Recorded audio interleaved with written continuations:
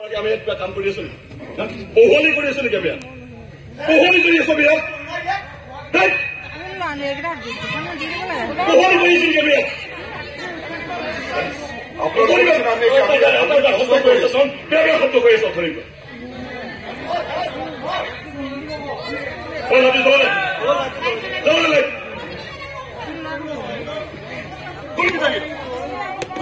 Hello' মাইকীমান কৈ আছে মানুহ বহি আছে ইয়াত তেওঁলোকৰ সন্মুখত বডি এটা শব্দ কৈ আছে শব্দ বেয়া শব্দ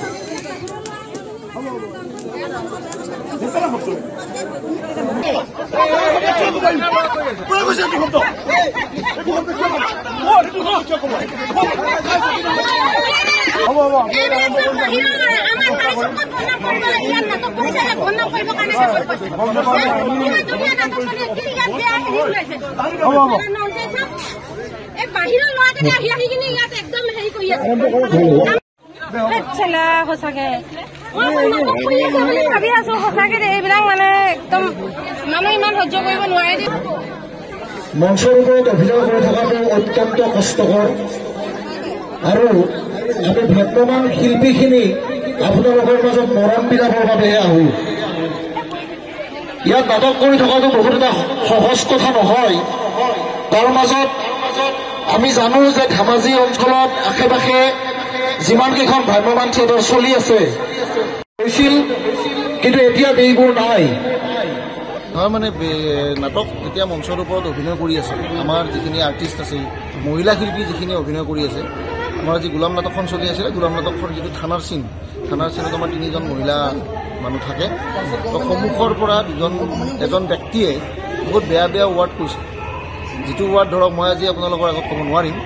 এনেকুৱা এটা শব্দ কৈছে, যিটো শব্দ কোৱাৰ কাৰণে আমাৰ আৰ্টিষ্টখিনি বহুত লজ্জান্বিত হৈছে আৰু আমাৰ আৰ্টিষ্টখিনিয়ে নাটকখন বন্ধ কৰি উভতি ধৰিবলগীয়া এটা পৰিৱেশৰ সৃষ্টি হৈছে। কিন্তু যিজন ব্যক্তিয়ে কৈছিল সেই মানুহজনক আমাৰ আহ্বায়ক সমিতি আৰু দৰ্শকে পেণ্ডেলৰ পৰা উলিয়াই পঠিয়াইছে বৰ্তমান। আৰু আমি বৰ্তমান এতিয়া তেখেতসকল আকৌ নাটক আৰম্ভ কৰিছোঁ দৰ্শকৰ মাজত।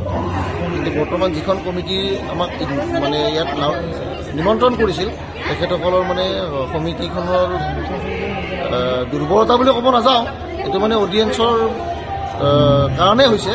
হয়তো তেওঁ নাটকখন চাই ভাল পোৱা নাই, হয়তো সেইটো কাৰণে তেখেতে আমাক এনেকুৱা শব্দ কৈছে। মই আশা কৰিছোঁ যে অনাগত দিনত ধেমাজিবাসীৰ ৰাইজৰ ওচৰত মই অনুৰোধ কৰিছোঁ যে এনেকুৱা মিছবিহেভ যাতে শিল্পীখিনিক নকৰে, কাৰণ শিল্পীখিনিয়ে সদায় মৰম বিলাবৰ কাৰণে আপোনালোকৰ মাজত আহে। কিন্তু আজি এতিয়া যিটো পৰিৱেশ ইয়াতে হৈছে, এইটো বৰ দুখ লগা, বৰ লজ্জাজনক কথা।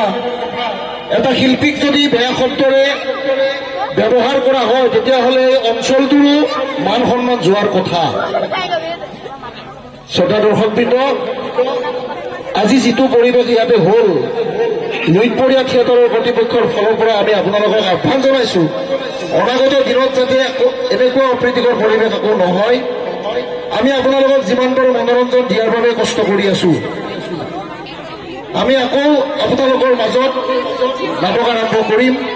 কিন্তু যিজন ব্যক্তিয়ে আমাৰ শিল্পীখিনিক ইমান বেয়া শব্দৰে ব্যৱহাৰ কৰি আছে, কথা কৈ আছে মঞ্চৰ সন্মুখৰে পৰা, ওচৰত বহি থকা ব্যক্তিজনে হয়তো তেখেতক মানা কৰি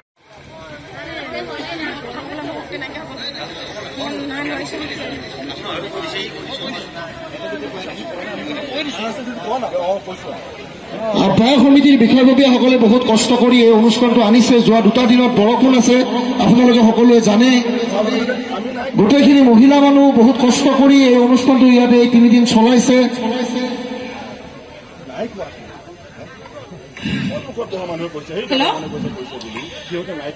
মই একদম সকলোকে সাজু কৰি বিনম্ৰ অনুৰোধ জনাইছোঁ, যদি আমাৰ এই নাটকখন যদি কোনোবাই চাই বেয়া পাইছে, তেতিয়াহ'লে বাহিৰলৈ ওলাই যাব।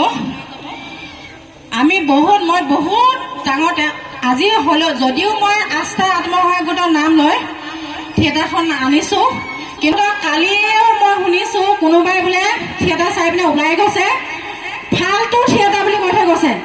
কিন্তু এখন থিয়েটাৰ মাতিবৰ কাৰণে যে অকল পইচা পাতিৰ ক্ষেত্ৰত নহয়, যথেষ্টখিনি সাহস লাগিব, ধৈৰ্য লাগিব, টকা পইচাটো সেইটো এটা বেলেগ কথা। কষ্ট কৰি অনুষ্ঠানটো চলাইছে।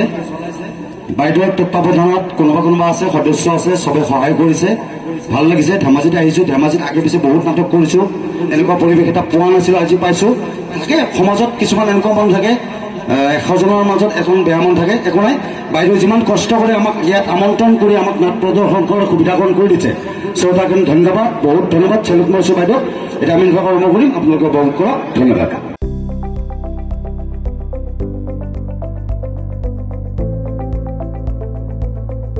NB নিউজ সহজ সৰল ভাষাত নৱভাৰতৰ কথা